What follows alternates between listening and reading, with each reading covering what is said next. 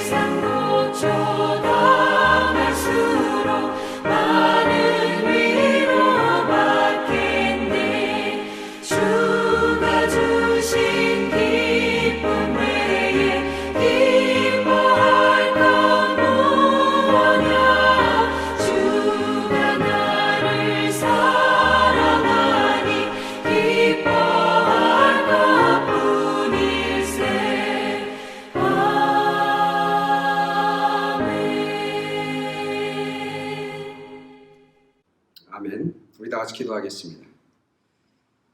사랑과 자비가 풍성하신 주님, 우리를 눈동자같이 지켜주시고 고난 가운데서도 우리와 함께 동행하여 주시니 진심으로 감사를 드립니다. 내 곁에 살아계신 주님을 만나는 은혜가 우리 가운데 있게 하여 주시옵소서. 여전히 내 곁에서 나를 붙잡아 주시는 주님을 보는 영적인 눈을 열어주시옵소서. 그래서 우리가 우리의 형편이 어떠하든지 하나님의 사랑하는 자녀로 살게 하시고 넉넉히 이기고 승리케 하여 주실 뿐만 아니라 주님과 동행함을 깨닫고 주님이 주시는 평강 가운데 살아가는 저희 모두가 되게 하여 주시옵소서. 코로나 바이러스 때문에 여전히 힘들고 아파하고 고통당하고 눈물 흘리는 수많은 사람들이 있습니다. 그들을 주님 위로하여 주시옵소서. 이 일이 이제 속히 지나감을 통해 이 코로나 바이러스 이후에 펼쳐질 하나님의 은혜와 또 하나님의 예비해 놓으신 축복을 바라보는 그런 믿음의 사람들, 소망 가운데 살아가는 저희들 되게 하여 주시옵소서. 오늘 예배를 드립니다. 그리고 하나님의 말씀을 듣습니다.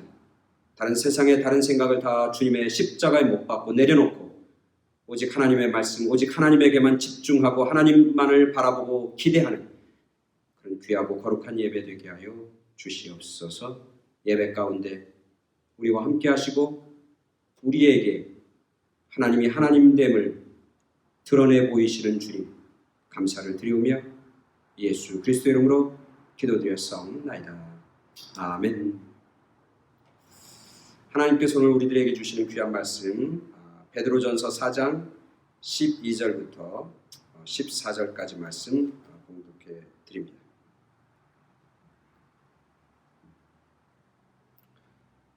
베드로전서 4장 12절 그리고 13, 14절 제가 공독해 드립니다. 사랑하는 자들아 너희를 연단하려고 오는 불시험을 이상한 일 당하는 것 같이 이상히 여기지 말고 오히려 너희가 그리스도의 고난에 참여하는 것으로 즐거워하라. 이는 그의 영광을 나타내실 때에 너희로 즐거워하고 기뻐하게 하려 함이라. 너희가 그리스도의 이름으로 치욕을 당하면 복 있는 자로다. 영광의 영 곧 하나님의 영이 너희 위에 계심이라. 아멘. 우리가 계속해서 하나님의 말씀을 영상으로 나눕니다. 특별히 우리가 시리즈로 주제를 가지고 함께 말씀을 나누는데 문제 속에서 일하시는 하나님. 오늘이 그 5번째 시간입니다. 지난주에는 황무지 가운데서도 일하시는 하나님, 그리고 그전에는 감옥 속에서도 일하시는 하나님, 그전에는 쓴물 가운데서 일하시는 하나님, 첫 번째 시간에서는 작은 믿음으로도 일하시는 하나님.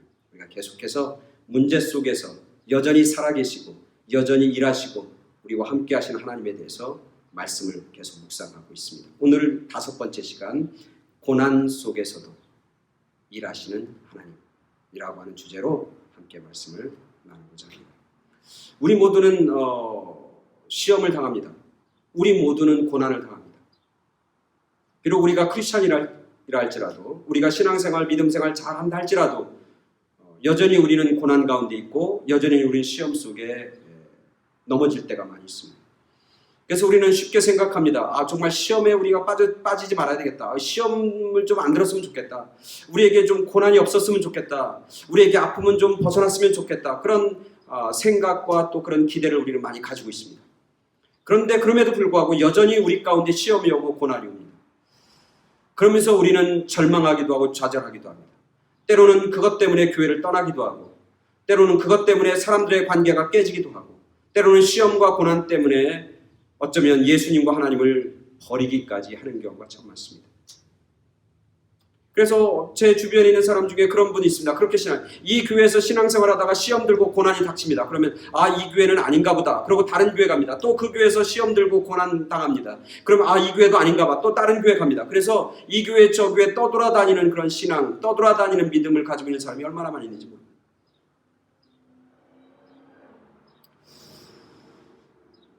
근데 오늘 우리가 읽은 성경 본문에 보면 오늘 베드로가 예수님의 사도 중에 베드로가 쓴 그런 말씀인데 이 베드로 사도는 우리에게 전하는 중요한 메시지가 있습니다. 첫 번째 메시지는 뭐냐면 오늘 성경에 보니까 시험은 당연한 것이다. 그렇게 얘기합니다. 오늘 우리가 읽은 본문 10절에 보십시오. 사랑하는 자들아 너희를 연단하려고 오는 불시험을 이상한 일 당한 것처럼 이상히 여기지 말라. 이렇게 얘기합니다. 이상한 일 당한 것처럼 이상히 여기지 말라는 얘기는 다른 얘기로 하면 너희 가운데 사랑하는 자들아 너희 가운데 오는 불시험은 당연한 것이다. 그렇게 얘기합니다. 어떤 사람들에게? 사랑하는 자녀들에게. 이 사랑하는 사람들은 베드로가 사랑하는 하나님의 백성들을 얘기할 겁니다.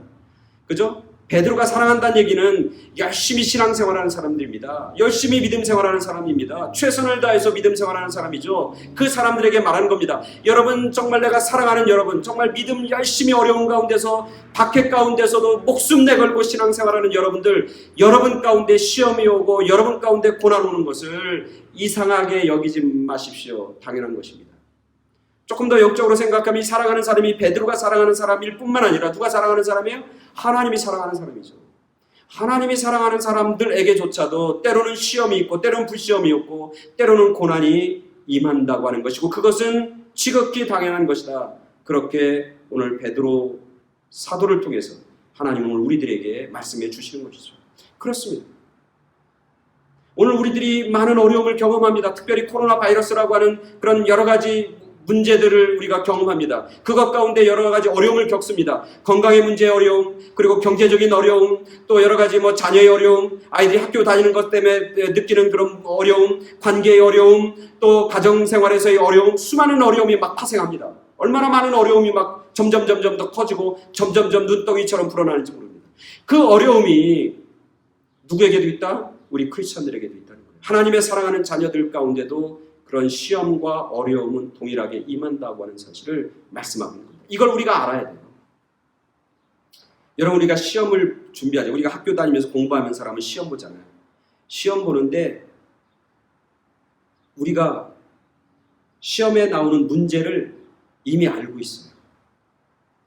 이미 시험에 나오는 문제를 우리가 이미 미리 알고 있어요. 그러면 우리는 시험에 대해서 별로 두려워하거나 걱정하거나 근심하지 않습니다. 왜? 그 시험에 나올 문제를 이미 아니까. 그리고 우리가 그 문제를 먼저 알면 그 문제를 어떻게 해결하고 어떻게 모범 답안을 쓸 건지를 우리가 다 준비할 수 있으니까.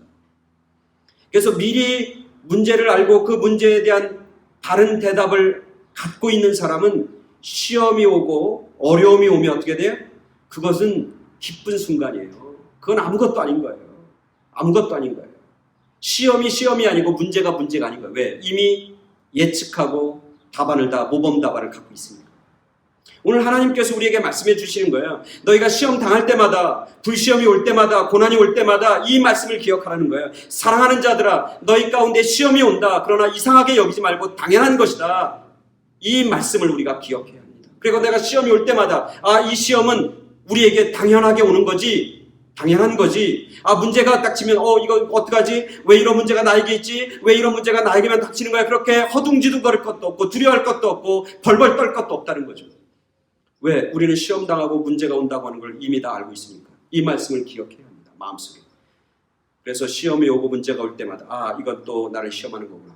이건 나에게 문제야. 나의 고난이구나. 그렇게 깨닫고 그 시험과 문제를 맞닥뜨리고 그 문제 가운데 걱정하고 근심하는 게 아니라 그 문제에 빠지는 게 아니라 그 시험에 걸려 넘어지는 게 아니라 그 문제와 시험을 대처하고 이길 수 있는 그런 하나님의 백성들, 하나님의 사랑하는 자녀들이 되어야 될 줄로 믿습니다. 사실 우리 기독교 역사에 보면, 교회 역사에 보면 고난이라고 하는 것, 시험이라고 하는 것이 없었던 적이 단 한 번도 없습니다. 그래서 어떤 역사학자는 얘기하죠. 기독교의 역사, 교회의 역사는 무슨 역사였다? 피해의 역사였다. 고난의 역사였다. 그 고난의 역사, 피해의 역사를 통해서 하나님의 교회는 어떻게 돼요? 시험에 빠져서 절망하고 없어지고 사라진 것이 아니라 그 고난과 시험을 통해서 하나님의 교회는 더 든든해졌고 더 큰 부흥을 이루었고 그 속에서 하나님의 영광을 드러내는 그런 하나님의 사랑하는 자녀들, 하나님의 복된 제자들이 되었다고 하는 것이죠. 그래서 오늘은 이 말씀, 첫 번째 말씀, 불시험을 이상한 일 당하는 것처럼 이상히 여기지 말고 당연히 여기고 그것이 올 때마다 하나님의 자녀답게, 하나님의 백성답게 담대하게 맞서서 싸워서 이기는 그런 하나님의 자녀와 백성들이 되어야 될 줄로 믿습니다. 두 번째는 오늘 성경에 보니까 그 다음 절 13절에 보니까 이렇게 됩니다. 너희가 그리스도의 고난에 참여하는 것으로 도리어 즐거워하라. 이는 그의 영광을 나타내실 때 너희로 즐거워하고 기뻐하게 하려 함이라. 한 걸음 더 나갑니다.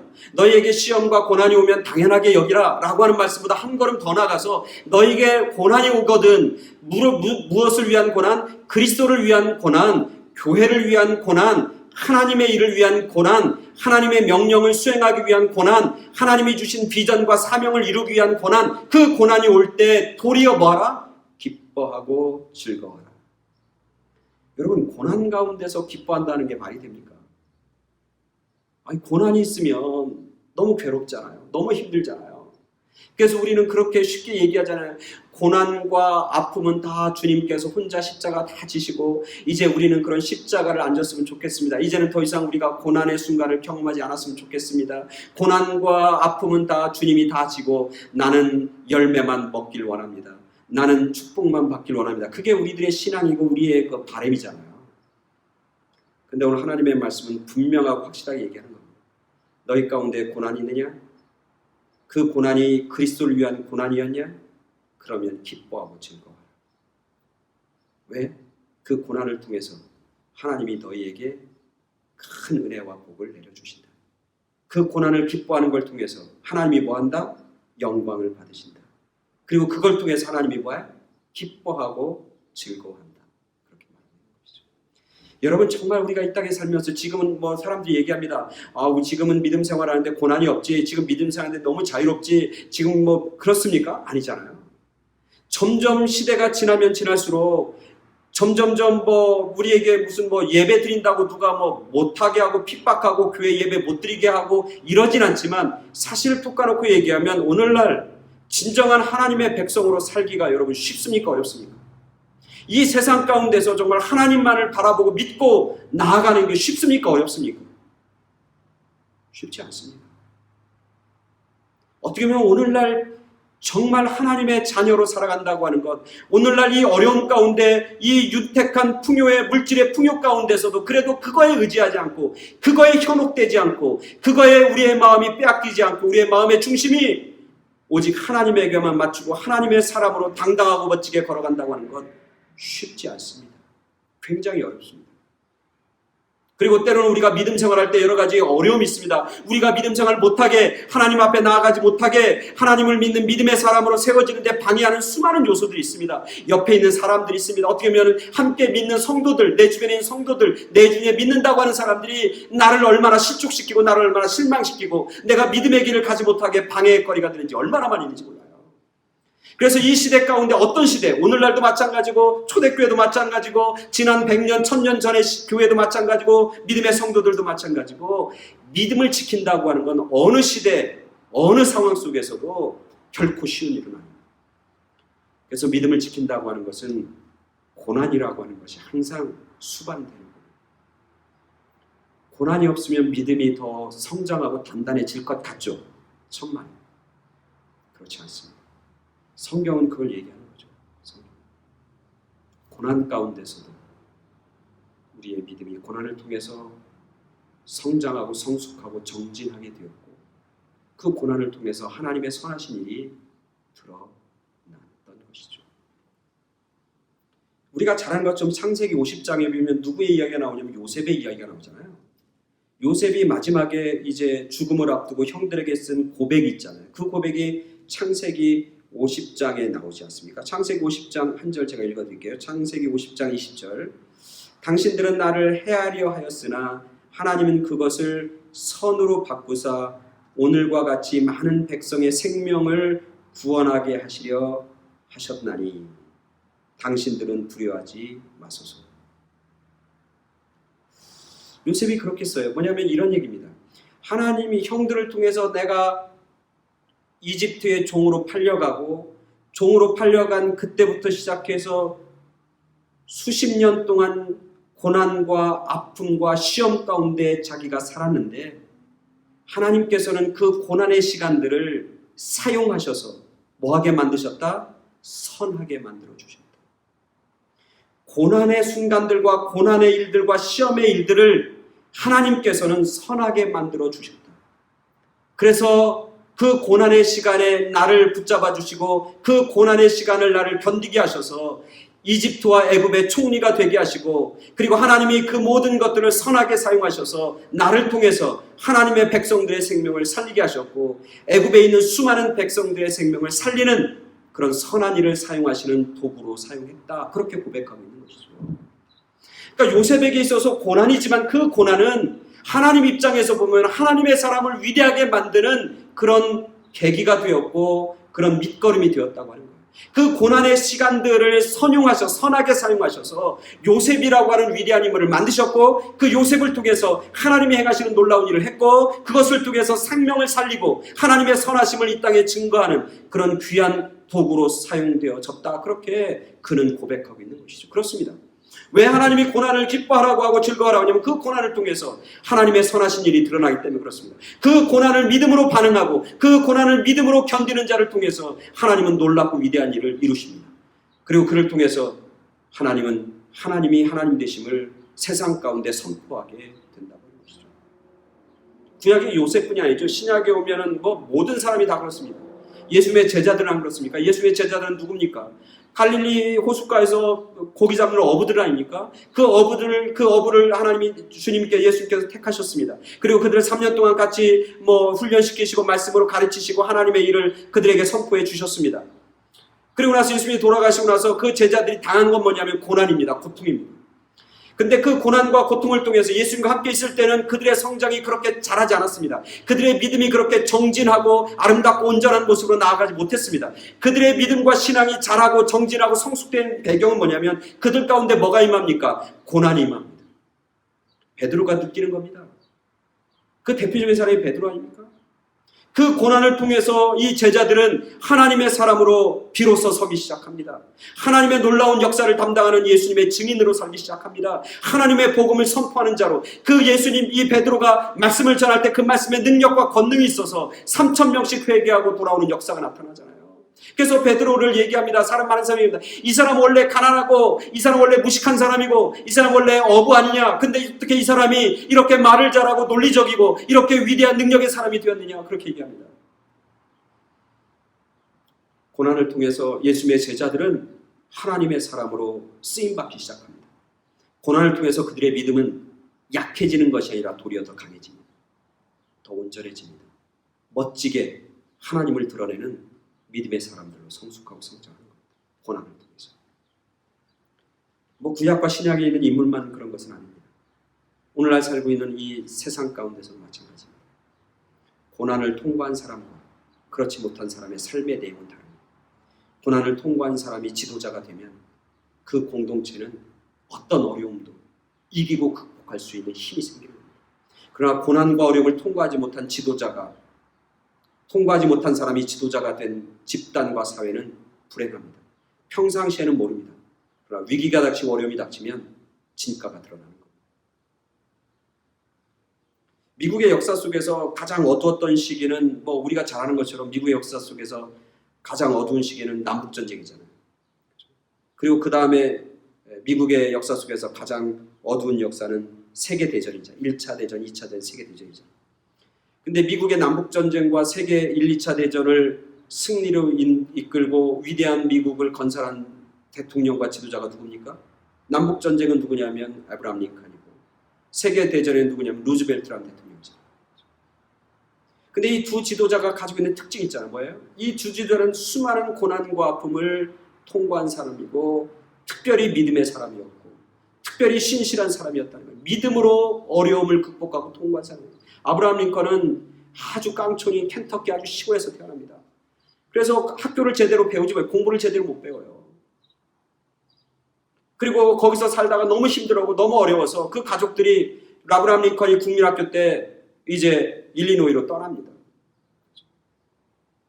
아브라함 링컨이 살아갑니다. 그러다가 친구를 잘못 만나갖고 친구한테 동업을 하다가 결국 사기를 당하고 배반을 당해서 빚을 엄청나게 집니다. 그 빚을 갚는데 링컨의 전개에 의하면 약 17년 동안 그 빚을 갚느라고 세월을 허비했다. 그렇게 쓰고 있습니다.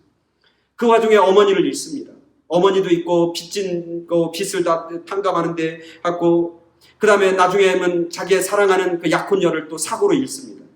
어머니도 잃고 사랑하는 사람도 잃고 그리고 빚에 허덕이고 그런 여러 가지 어려움을 당합니다.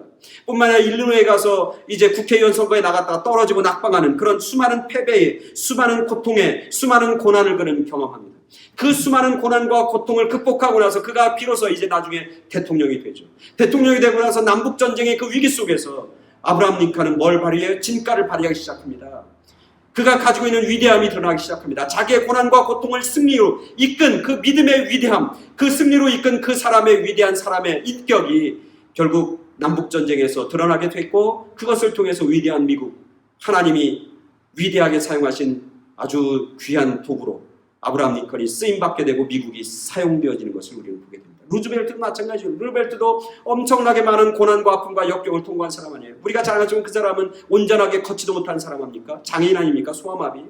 그래서 늘 그것 때문에 어렸을 때부터 아픔이 있고 여러 가지 수많은 어려움을 당하고 친구들과 따돌림을 당하고 수많은 모욕과 손가락질과 수치를 온몸으로 견디면서 믿음으로 이기면서 살았던 사람이 루즈벨트예요.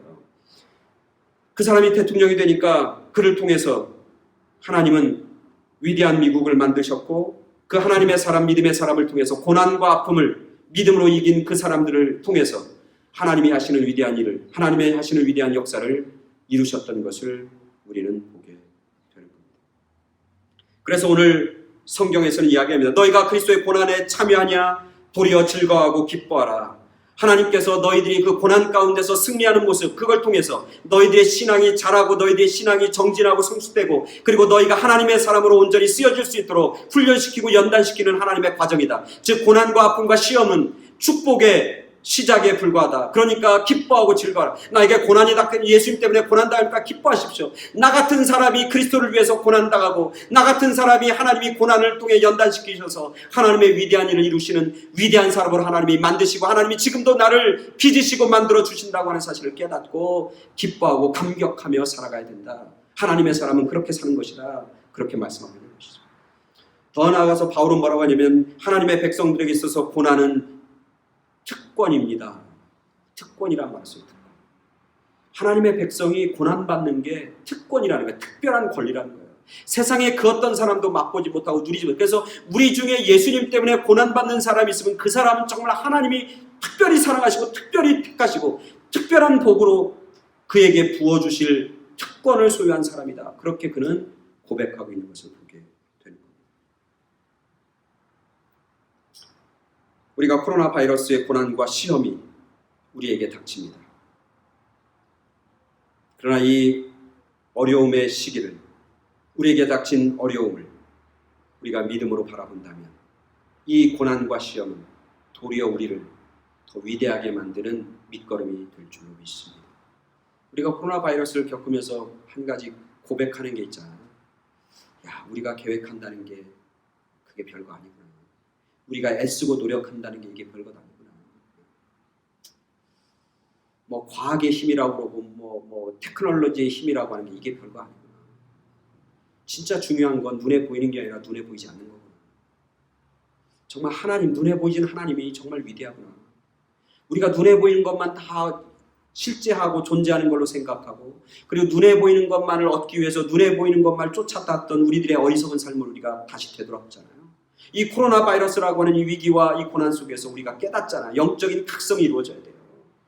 그래서 수많은 사람들이 코로나 이후의 세계에 대해서 여러 가지 예측을 하지만 저는 분명하고 확신합니다. 우리가 믿음을 가지고 있다면 이 코로나 이후에 우리들의 삶, 우리들의 사회, 우리들의 세계는 달라질 겁니다. 어떻게 달라졌다? 나쁘게 달라지면 더 아름답고 더 멋지게 달라질 거예요. 우리가 깨닫는다면, 믿음으로 우리가 그 고난에 우리가 대처한다면, 우리의 욕심과 욕망대로 세상을 그리고 자연을 파괴하고 막 사는 우리의 욕심과 욕망을 채우기 위해 급급했던 그런 모든 인류와 모든 나라와 국가들이 이제는 함께 사는 방법들을 체득하고 함께 살아가는 방법과 지혜를 우리가 얻어야 할 때인 것이죠.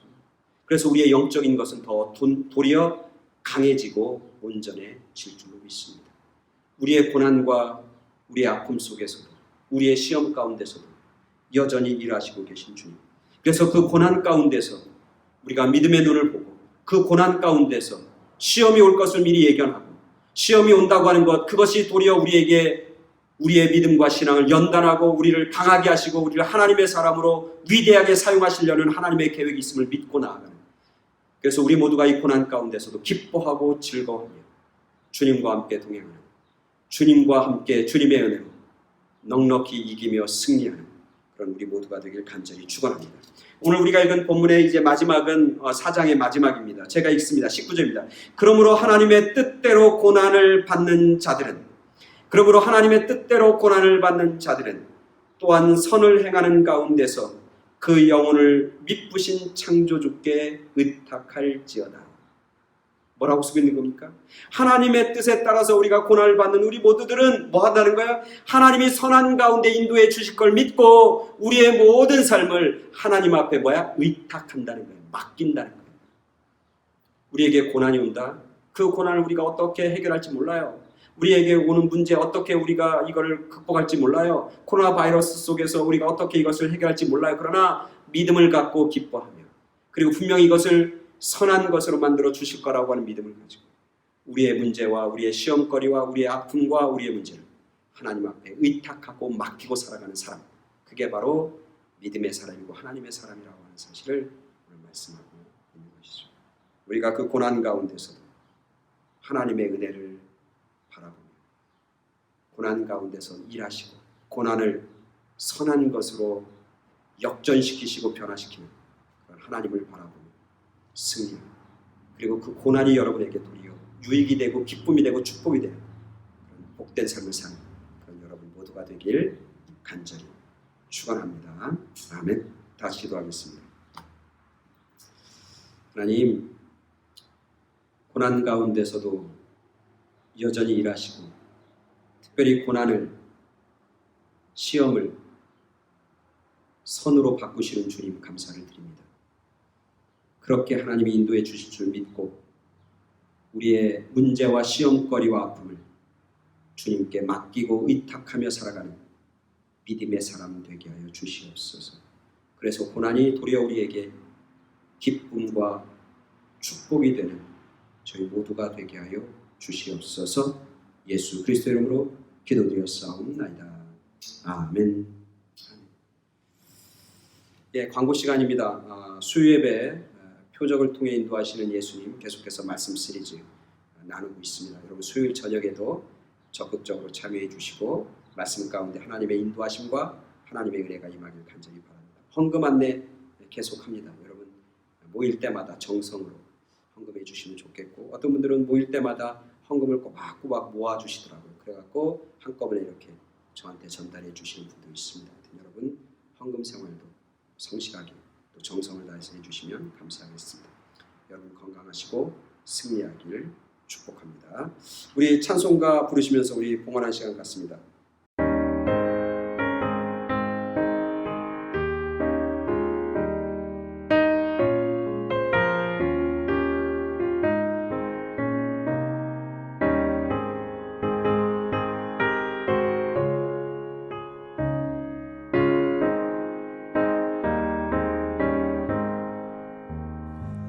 내 맘에 한 노래 있어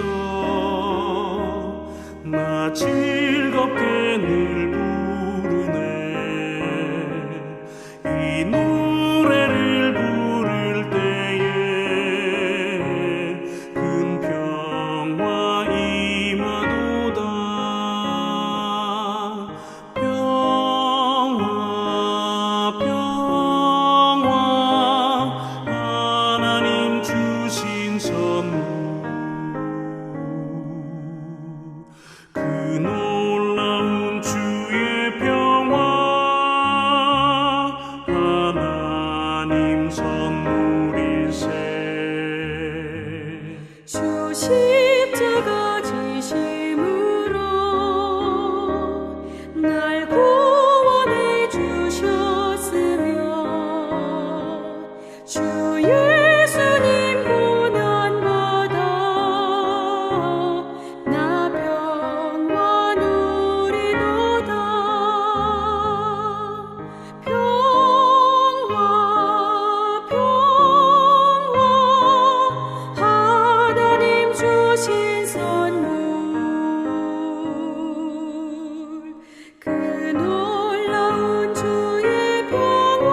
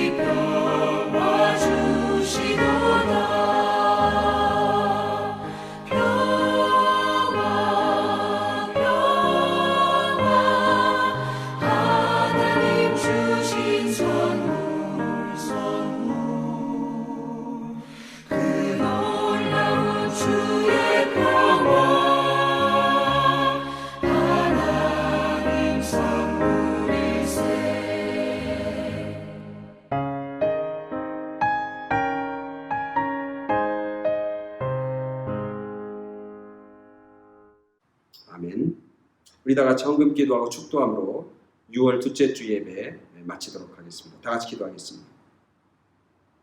하나님의 은혜와 사랑을 깨닫고 감사하는 마음을 모아서 우리의 정성과 우리의 물질을 하나님 앞에 드립니다. 힘든 여건과 환경 속에서 그리고 어려운 경제적인 여건 속에서도 하나님의 도우시는 은혜, 함께 하시는 은혜, 그 고난을 선으로 만드시는 하나님의 은혜를 기대하며 우리의 정성을 주님 앞에 드립니다. 주님 기뻐 받아주시고 우리의 정성이 하나님 앞에 영광이 되게 하시고 또 이 정성이 쓰여질 때마다 생명들이 살아나는 놀라운 축복이 있게 하여 주시옵소서.